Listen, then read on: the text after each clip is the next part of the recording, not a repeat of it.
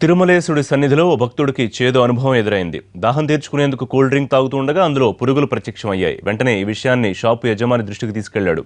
Pepsi company నిర్లక్ష్యం వల్లే ఇది జరిగిందని, ఇందులో తన తప్పేమీ లేదన్నాడు. పెప్సీ కంపెనీపై చర్యలు తీసుకోవాలని బాధితుడు హెల్త్ ఇన్స్పెక్టర్కు ఫిర్యాదు చేశాడు.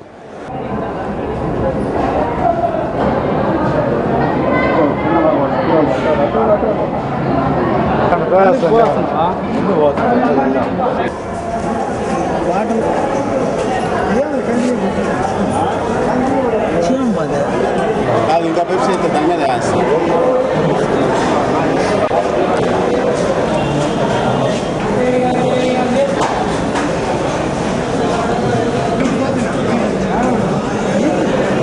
హోటల్లో భోంచేద్దామని వచ్చాము. అక్కడ కూలింగ్ తీసుకుంటే కూలింగ్ బాటిల్లో ఒక పురుగు లాంటిది ఏదో ఉంది. ఏదైనా చూస్తే అది సాలు పురుగు ఉంది.